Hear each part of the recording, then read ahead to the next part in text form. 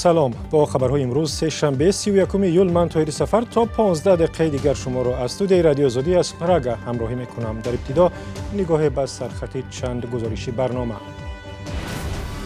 آثار خون در راه، گزارش خبرنگاران رادیو آزادی از محل کشتار 4 سیاح خارجی و اعلام شدن نام چند نفر که در این جنایت دست داشتند. در حقیقت ما معلوم کردیم که اولیای یوسف‌پور ها، اکا و دودارها در همین شهر نورک استقامت می‌کردیم. بعضی از بانک‌های تاجیکستان انتقال پول از طریق وسترن یونیون و منیگرام را محدود کردند. سرچشمه مشکلات و بخصوص مشکلات مهاجران در کجاست؟ در تاجیکستان قیمت معالجه در شفاخانه‌ها بالا می‌رود. مقامات رسمی می‌گویند مجبورند، ساکنان می‌گویند صحت انسان قیمت ندارد. همه کار مونده در اکی سلامتی آدم هیچ یافته نمیشه. تفصیل خبرها. وزارت امور داخلی تاجیکستان گفت در عملیات به ضد آنهایی که در کشتار 4 سیاح خارجی دست داشتند 4 نفر را کشتند و 3 تن دیگر را دستگیر کردند. وزارت روز 31 ایول با نشر یک بیانیه گفت که این افراد با گروه‌های افراطی و از جمله حزب ممنوع نهضت اسلامی ارتباط داشتند. حزب نهضت این ادعا را بلافاصله رد کرد. پیشتر از بیانیه وزارت امور داخلی تاجیکستان، گروهی به نام دولت اسلامی و یا داعش مسئولیت حمله روز 29 ایول در دنقره را بر عهده گرفت ولی هیچ دلیل نیاورد. در این روز به گفته وزارت متهمان به جنایت ماشینشان را برای دوچرخه سواران رانده، سپس به آنها با کارد و دیگر اسلحه حمله کردند. همکار ما محمود جان رحمتزاده به محل حادثه رفت و از آنجا چنین گزارش می‌دهد. خب ما در مکان قرار داریم که دیروز با سیاحان خارجی صدمه رخ داده بود در همین مکان است و از ایزی که در اینجا مشاهده می شود این ایز خون سیاحان خارجی است که در این راه ریخته است. عین حال ما در مکان قرار داریم که از شهرک ناحیه دنقره 2 کیلومتر دوری دارد. این واقعیت در این مکان رخ داده است و در این منطقه واردگاه صدموی جای گرفته است و از این طرف و آن طرف ساکنان سوی دوشنبه رهسپار می شوند. شاهدان حادثه نیز میگویند که ماشین از طرف دوشنبه یعنی از سوی شهر نورک به این طرف آمده سیاحان خارجی را که از سوی شهر کلاب شهرک دنقره به سوی دوشنبه رهسپار بودند آنها را در همین مکان زیر کرده است.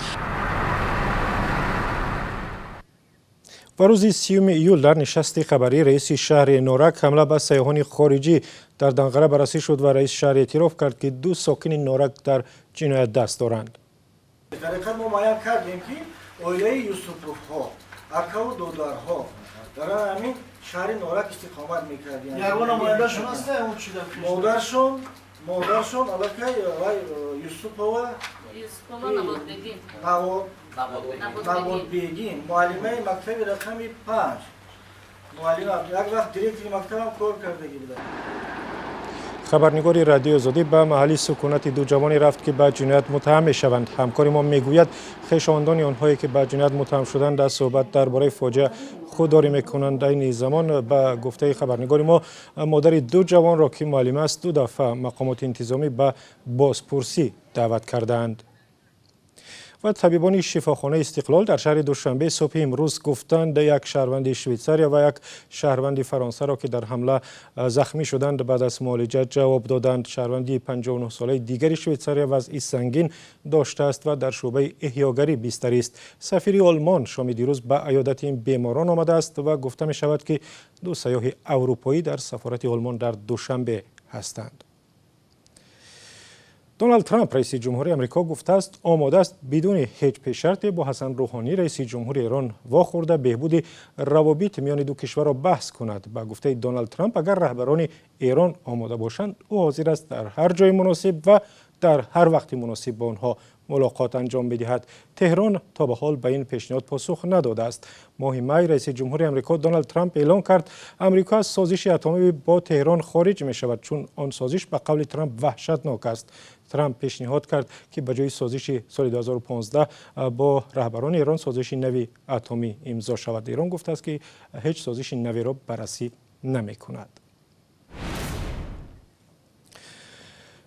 نمایندگی بعضی از بانک‌ها در دوشنبه خبر دادند که دیگر از طریق وسترن یونیون و مانیگرام پول انتقال نمی‌دهند. انتقال مبلغ به وسیله این نظام‌های انتقال پولی در تاجیکستان از بهار امسال مشکل شد. شکایت‌های میزبان می‌رسد که پول‌های انتقال داده آنها را نزدیکانشان در بانک‌های محلی زیست گرفتن نمی‌توانند و باید به مرکز ناحیه بروند و یا به مرکز ولایت. همکارم عبدالله شرف این موضوع را پیگیری داشت و حالا در استودیو با ما هست. عبدالله سلام، و چی باعثی پیدا شدن مشکل در انتقال پول شده است؟ سلام طاهر، سبب‌های سر زدن مشکل در انتقال پول وابسته به شرکت‌ها فرق می‌کند. متخصصان مثلا مشکل نظام‌های وسترن یونیون و مانیگرام را با تحریم‌های آمریکا و غرب علیه روسیه وابسته می‌دانند. در این رابطه من با مسئولان یک انجمن در روسیه صحبت داشتم که همه شرکت‌های انتقال پول از جمله وسترن یونیون و مانیگرام را متحد می‌کند. در این سازمان گفتند که پس از جاری شدن تحریم‌ها انتقال پول توسط سیستم‌های بین‌المللی به کشورهای اتحاد دولت‌های مستقل به خصوص آسیای میانه دشوارتر شد.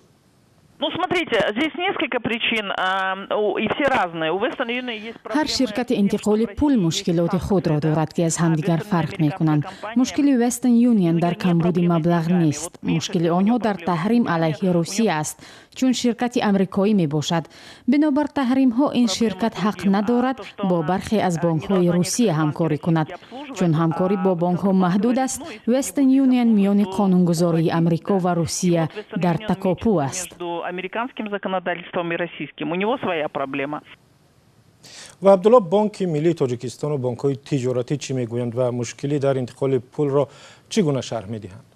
بانک ملی میگوید فرستادن پول توسط سیستم‌های انتقال مبلغ میان بانک‌های تجارتی و خود سیستم‌ها در علاهیدگی حل می‌شود و بانک ملی به آن دخل نمی‌کند.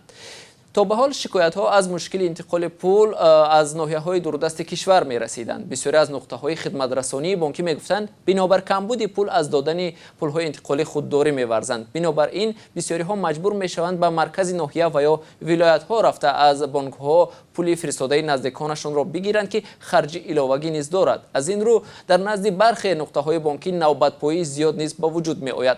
اما اول این هفته این مشکل در دوشنبه هم به میان آمد. در پسیدری چند از مرکزهای خدمت رسانی‌های بانکی در شهر دوشنبه نوشتجات نصب شد که با انتقال دهندگان سیستم‌های وسترن یونیون، مانیگرام و بست خدمت رسانیده نمی‌شود. اما در اداره مرکزی بانکی اسخط با ما گفتند پرداخت پول در نقطه خدمت رسانی به دلیل پیش آمدن نقص تکنیکی موقتاً قطع شده است.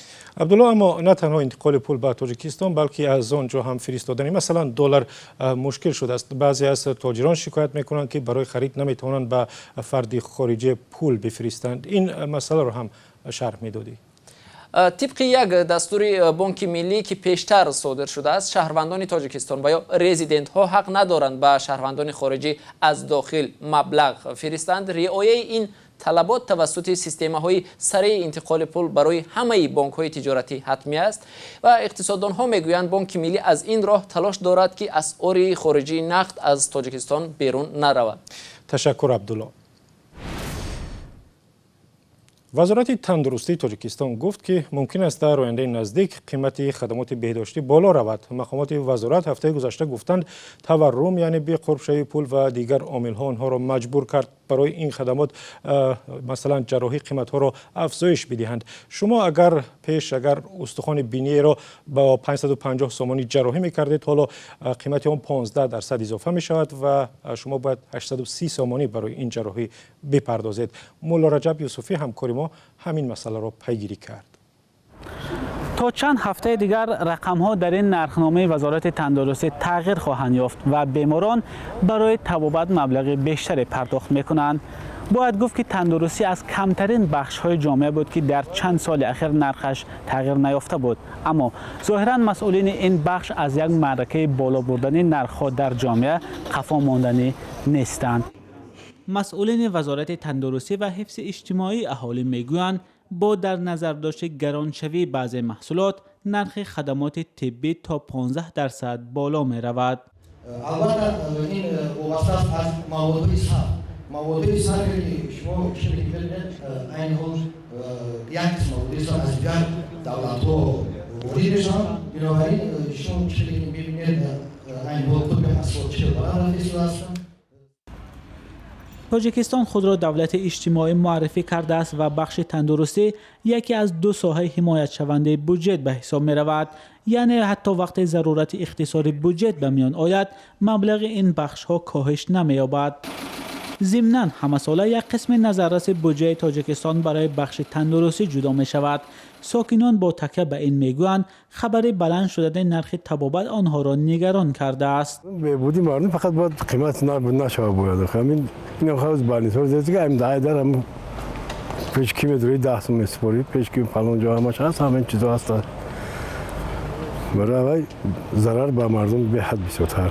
همین کار مونده در کی سلامتی آدم هیچ یافته نمیشه. نموز یک دورو خریدن قین است. برخی ها هم میگویند اگر نرخ بالا رود مجبورند دیگر راههای طبابت را جویا شوند. من اگر تمام دیگه نمیبریم بعد کسل شویست. کسل شویم وای میکنیم طبیب خلقی میریم دیگه چیکار کنیم؟ ما میرویم به خوجند که هفته گذشته در آنجا دیگر باره مسئله بنیادی پیکره محتشم تیمور ملیک یک قهرمان تاریخی را به میان گذاشتند که نام او برای مقاومتش به لشکری عظیم چنگیزخان در تاریخ مانده است. دانشمندان تا حال بحث داشتند پیکره را در کجای خوجند بگذارند، در مرکز شهر یا کنار رودخانه سیر. گزارش را از همکاران ما درباره مکان آینده پیکره تیمور ملیک میبینیم. اگر همین گذرگاه شود اگر آدم‌ها میتوانند روزهای عید با جزیره گذشته تیمور ملیک را زیارت میکنند، تماشا میکنند. مقامات خوجند میگویند شاید مجسمه قهرمانی تاریخی تاجیکان تیمور ملیک در همین جزیره در رودخانه سیر گذاشته شود. جزیره‌ای که گویا در آن 1000 سرباز بر ضد لشکری عظیم چنگیزخان مقاومت میکردند. از روی معلومات‌های سرچشمه‌ها تیمور ملیک اطراف جزیره را مستحکم کرده، دیوارهای بلند ساخته این جزیره را به یک قلعه مستحکم تبدیل یافت. بنا به معلومات تاریخی لشکر چنگیزخان سال 1219 به اصطلاح دولت خوارزمشاه شروع کرد و تا به اینجا رسید. تیمور ملیک از آن سرلشکران به حساب می رود که شکست سخت به مغول ها وارد کرده است. با ساحل دریا رفته با لشکرهای خود شبانه به مغول ها هجوم کرده با برمیگشت. مغول ها چند مرتبه خواستند که همین جزیره را اشغال کنند اما آب روانی سردریا امکانیت نمیداد که آنها از پکی گذرند. مغول ها حرکت کردند که از کوه مغول سنگ ها را آورده دریا را بسته به جزیره گذرند. اما شبانه تیمور ملیک با لشکران خود این راه گذرگاه مغول ها را ویران میکرد. بحث گذاشتن پیکره تیمور ملیک سالهاست در سوغد ادامه دارد و اول قرار بود در اینجا در جای مجمع استقلال گذاشته شود. بعداً مقامات تصمیمشان را دیگر کردند. این مجمع محتشم را در خوجند مرکز مأموری ولایت بنیاد کردند. خطا میکنم با هفته پیش در همین نزد رئیس ولایت این مسئله بررسی شد. معاونا بودن، من هم اشتراک کردم. باید گذاشتن مجسمه در همین چی میگوید؟ استروف جزیره که خودش هم به نام تیمور ملیک ما امروز میگوییم در جزیره گذاشتن مجسمه تیمور ملیک. این مسئله هست البته. بحثی اساسی برای بنیاد پیکره تیمور ملیک سری مکانی پیکره است که کجا باشد، در جزیره به نام خودش یا جای دیگر. حالا اگر تصمیم هم بگیرند معلوم نیست آن کی در خوجند قامت می افرازد. و خبری ورزشی، دسته منتخبی نورسان تاجیکستان در مسابقات قهرمانی اساتید فوتبال آسیای مرکزی جای سوم را گرفت و نشانی برنجی را به دست آورد. در این مسابقات که از 22 تا 30 ایول در شهر تاشکند دایر شد، دسته های نورسان تاجیکستان، افغانستان، قرقیزستان و ترکمنستان و ازبکستان و ایران شرکت داشتند. و برنامه را اینجا به پایان می‌بریم. برای دریافت اخبار بیشتر شما را به وبسایت رادیو آزادی دعوت می‌کنیم که نشانه‌اش را می‌دانید. azadi.org، کانال آزادی ویدیو در یوتیوب و صفحه رادیو آزادی در فیسبوک هم از ماست.